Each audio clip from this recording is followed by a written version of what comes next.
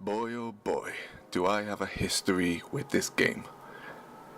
Team Ico I personally consider to be Sony's most unique, important and creative studio. It's also probably their least well known and don't bring in the sales numbers they so rightly deserve, but that's nothing new in this industry, unfortunately.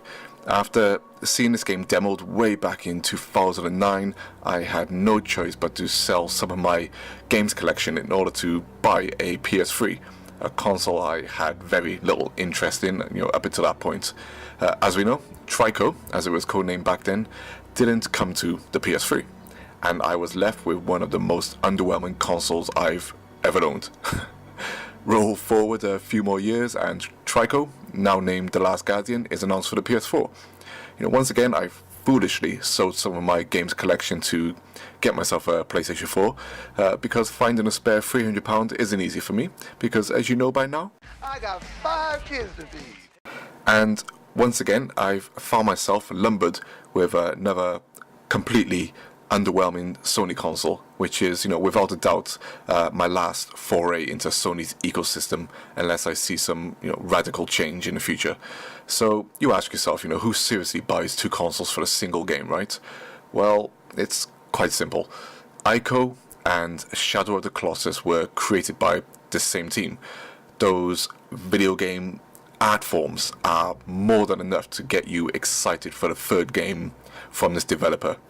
Ico I personally consider to be one of the best gaming experiences ever made, showcasing how video games can transcend to a level of art and storytelling that only this medium I feel can offer at times.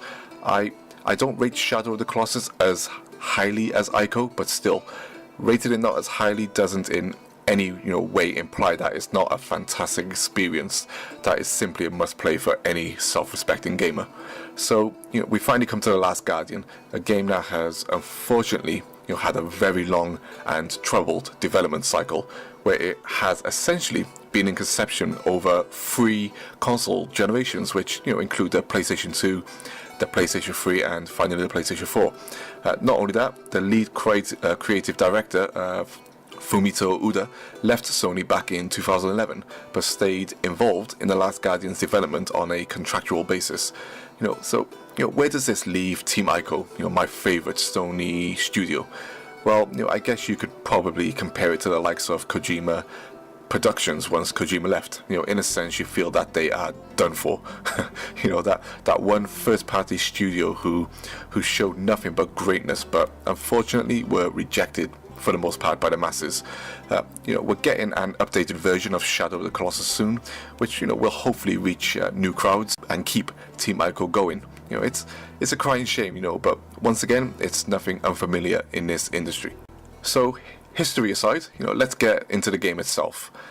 My experience with it overall, I'll remember as nothing short of one of the most frustrating games I've played in recent memory, but amongst that frustration, you still get a sense of it. You can see it, you can feel it, those sprinkles of magic, that sense of wonder and mysticism that Team Ico have produced in their previous outings.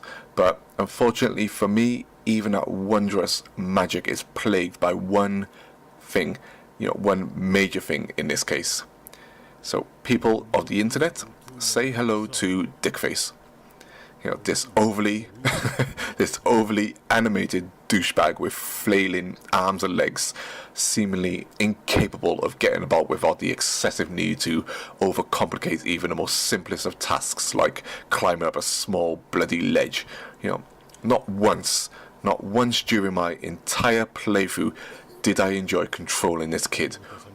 The whole game revolves around this boy who, story-wise, wakes up in a ruined structure and finds this creature who's chained up and wounded next to him. Story-wise, that's all I'm going to talk about in this review. I'd like to focus more on the boy's interaction with the environments, and most importantly, the bird, cat, dog thing that he befriends to help him through his adventure. The boy names the creature Trico and communicates with it through a sort of Panzerese language, similar to the languages created in the previous Team Ico games, which always reminded me of the made-up language in the Panzer Dragoon series, something I personally loved and finds that it added authenticity to a world if done well.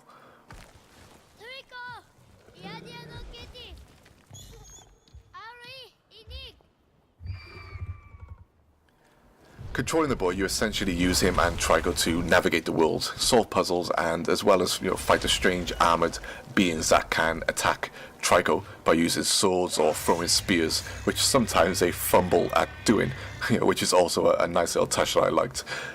They also try to kidnap the boy by picking him up and carrying him through mysterious doorways, which result in a game over if they succeed.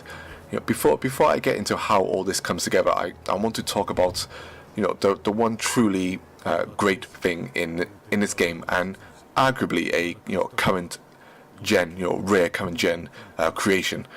Trico, as a digitally animated creature, is nothing short of incredible. In fact, I would go as far as saying it's the most believable virtual creature ever created in video games, from my experience, and feel free to debate that or offer your own thoughts on what you consider to be the most believable video game creature ever created. I actually wish it was the other way around, that you had to control Trico and not Dickface. The creature is simply stunning to watch. Its solemn expression often sparks a need to want to help him, along with his howls of fear and frustration that push you to want to find solution for its sadness. But also behind the creature's sadness and confusion is a young adolescent who finds joy in simple things like finding an area of fresh air and green grass where he runs off and plays for the moment. All cares of the world momentarily put behind him. Or enjoying a swim in a deep pool of water, even if at first a slight feel of jumping in requires a little nudge of encouragement from the boy. Don't get me wrong, there are still moments where Trico struggles to react to your commands, whether intentionally or not. A lot of times it felt like not, just due to the programming, but at the end of the day, Trico is the star of the show. But for me, pretty much everything else fails around him, or struggles to be as unique and engaging as Trico. The environments, as aesthetically wonderful as they look, become a burden for the gameplay. This is mostly thanks to the often horrendous camera in this game, as well as a number of glitches I encountered in the game where Trico's sometimes where Trico's body is so big in these tight environments that he glitches through walls and struggles to get out at times, as you're seeing now on the screen. Or, he can often struggle to find the enemies around him as he tries to swat them, but ends up constantly trying to position himself in order to do so. Then you have the boy who has, to climb around Trico for multiple reasons. Clearly a mechanic taken from Shadow of the Colossus, but I found the climbing in this game, itself to be pretty painful. In fact, it could be downright infuriating at times. The boy can climb virtually every part of Trico, and I know what you're thinking, you dirty gits. No, you can't. But there were many times where the controls and the camera cause the boy to start climbing in a different direction than where you're actually pushing with the analog stick, and you will find him getting stuck or lost around the bulk of Trico. This then gets you to try and make the boy fall, but many times I found myself pushing the button to drop down, but the boy would often not respond when I actually wanted him to, and when he finally did respond, it was always at the wrong time, resulting in him ragdolling on the floor and sometimes falling off a cliff, which got me to launch more than a few C-bombs at the TV, whilst also taking delight in the little git's horrific death in the chasms below. Sometimes you'll be climbing a chain or a beam of wood, then are required to jump off in a certain direction, but Dickface and the camera often makes you miss your jump, once again making him plummet to his much deserved death. Then the game would throw the odd barrel puzzle at you where you'd have to find food for Trico, as his food was inside these glowing barrels scattered throughout certain parts of the environment. But Crom, whoever thought that this mechanic was fun should be blow off to the hell where people are skinned alive. It's that simple, understand? You'd have to sometimes get Dickface to throw a barrel across, to another ledge or something. But because of the physics in the game, or the developers making the boy struggle with the weight of the barrel would often roll off and you'd have to start all over again. Or I'd find it difficult to pick up the barrel sometimes, depending on where it had fallen or how the boy was positioned near it. Not my idea of fun, and I personally didn't see the point in these moments whatsoever. The game would then have its moments where, a sort of real-time cutscene would kick in and the music would hype up for a dramatic event. These were pretty cool scenes for the most part. But once again, for me, some of these moments were spoiled by, the boy and the camera, which would sometimes resulted in him dying or not obeying, to these strict set pieces, which then reset the scene and took away that initial excitement. Some people might find Trico's lack of understanding to be annoying. When you're trying to issue commands, when you get the boy to shout orders at him to move in a certain direction or do something. But personally for me, it added to the creature's charm and realism, almost like trying to train a young puppy. It's hard at first, but rewarding when it finally works. And at the end of the day, he is exactly that, a creature. And you have to try and get him to understand where you need him to go.